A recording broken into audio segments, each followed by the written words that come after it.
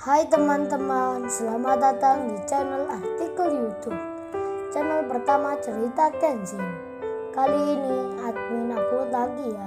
Terima kasih. Kisah pemuda kaya, anak bos besar, pemilik 73 perusahaan, yang menjadi cleaning service. Episode 695. Bos besar yang datang menemui Kenshin. Bos besar pun langsung bertanya, "Oh ya Ken, siapa tadi yang bilang ayah ini tukang cari rongsokan? Siapa pengusaha yang katamu sombong itu?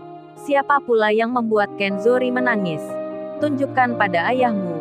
Bos besar bicara dengan lantang, terdengar oleh Natalia dan mamanya, termasuk pula Pak Bargali. Pak Bargali pun berkeringat dingin jadinya. Badannya tiba-tiba gemetar. Pemuda yang dianggapnya gembel ini, ternyata ayahnya bukan orang biasa. Padahal baru saja dikatakan, ayahnya itu tukang rosokan. Pak Bargali pun ketar-ketir sekarang. Mau menghindar dirinya tak bisa. Mau membantah itu tak mungkin. Pak Bargali pun terdiam.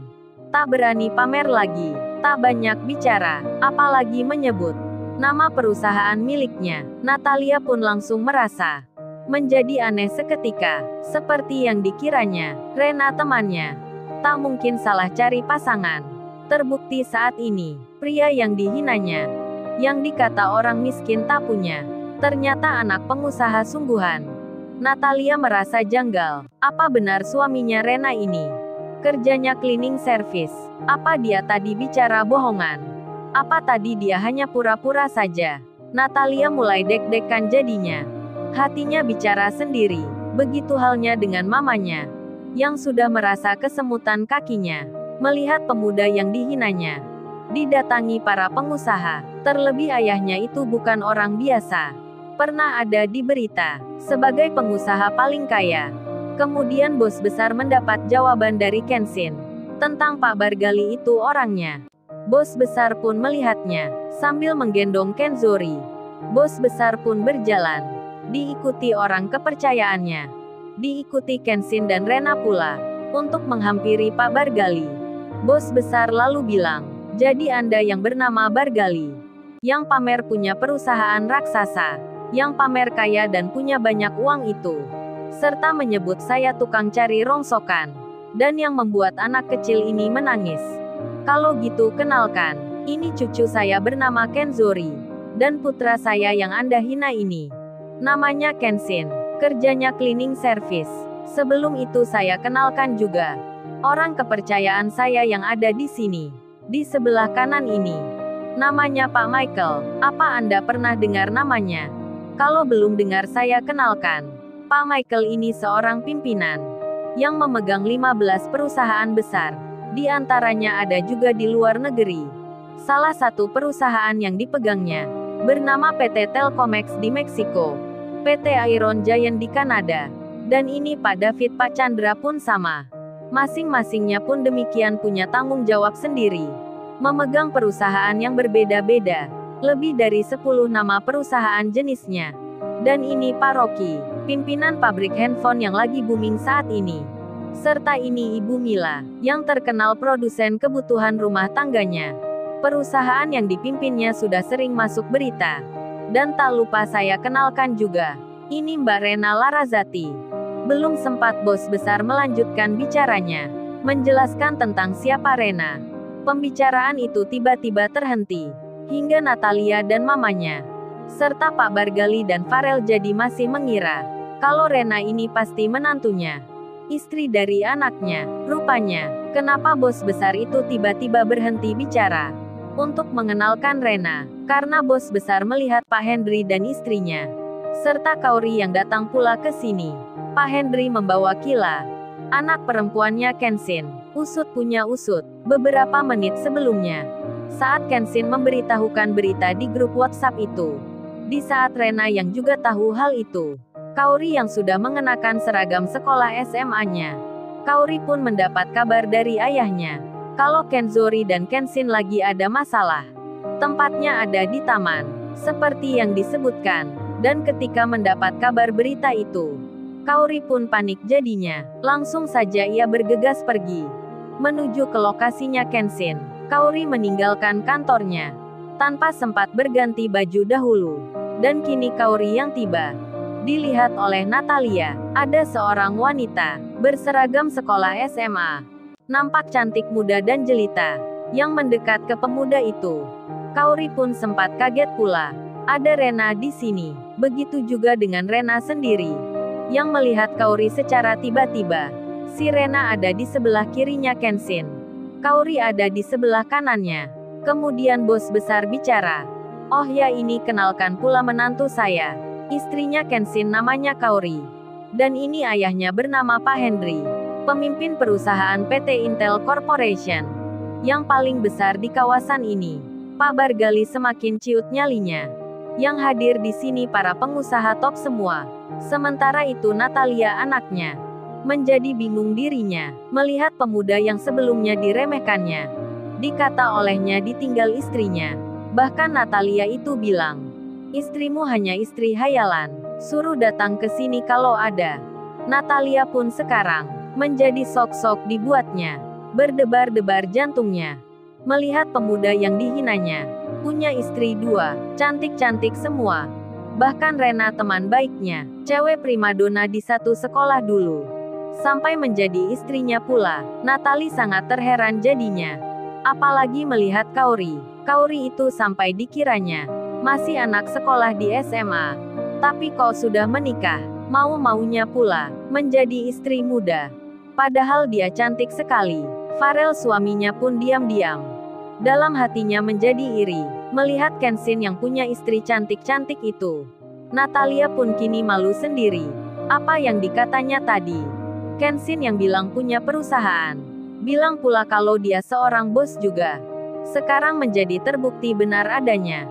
Dikiranya gila, sekarang menjadi nyata. Dikiranya pemuda tak punya, ternyata anaknya orang kaya.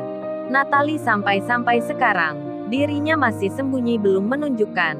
Pak Bargali pun demikian, masih tak bisa apa-apa dirinya.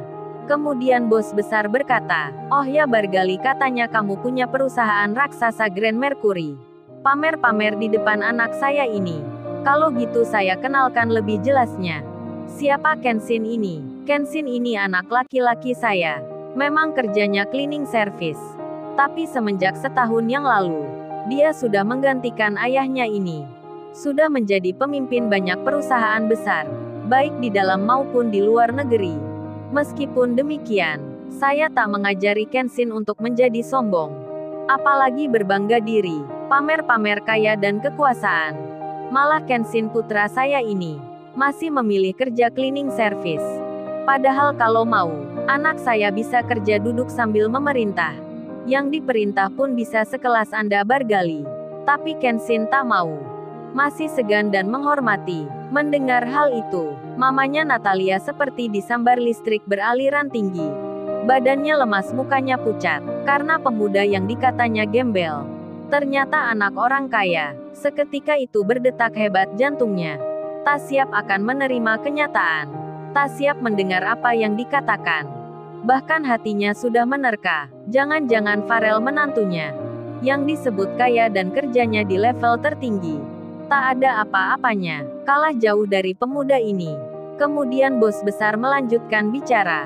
"Oh ya Bargali, kalau kamu bilang punya perusahaan Grand Mercury, yang katamu raksasa, kalau gitu buktikan sekuat apa raksasa itu.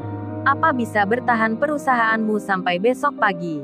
Apa bisa bernilai saham-sahamnya serta surat berharganya dalam waktu 3 jam nantinya?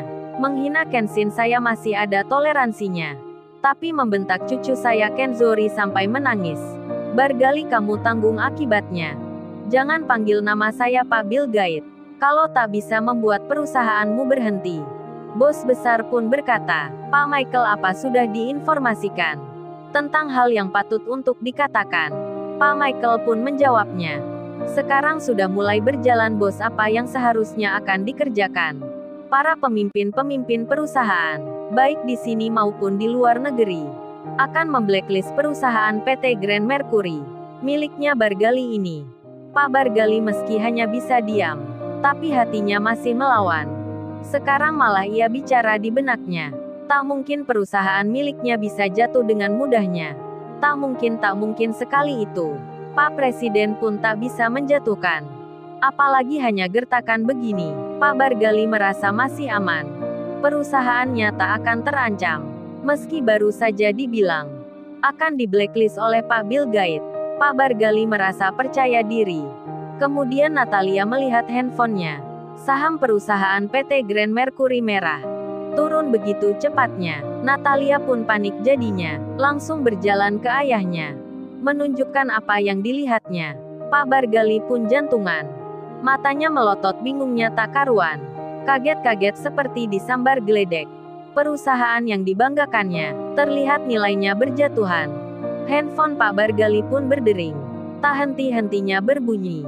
Para pegawai perusahaan PT Grand Mercury, dari setiap cabang-cabangnya, satu persatu mulai mengabarkan, "Halo bos, gawat bos, kondisi perusahaan detik ini. Tiba-tiba ambruk bos, sahamnya. Kerjasama banyak yang dibatalkan. Bahkan di tengah jalan ada yang dihentikan. Hancur-hancur bos semuanya. Ada apa bos, ini ada apa memangnya?" Pesan-pesan pun banyak yang masuk. Termasuk handphonenya Natalia, handphone mamanya, dan juga Farel menantunya. Banyak pula yang menelponnya, berkata hal yang sama. Pak Bargali menemui mimpi buruknya. Tapi ini bukan mimpi, melainkan kenyataan. Pak Bargali pun akhirnya tersadar. Berurusan dengan siapa? Bos besar yang dilawan. Seketika itu juga kebangkrutan. Kebangkrutan akan perusahaan miliknya. Sudah di depan mata. Pak Bargali pun pingsan. Di saat itu Rena melihat Natalia temannya. Rena pun menyapa. Lalu, bagaimana kisah selanjutnya? Subscribe channel ini untuk episode berikutnya. Terima kasih. Jangan lupa ya guys, untuk kelanjutan ceritanya ada di Artikel YouTube. Jangan lupa subscribe ya guys, dan tekan notifikasinya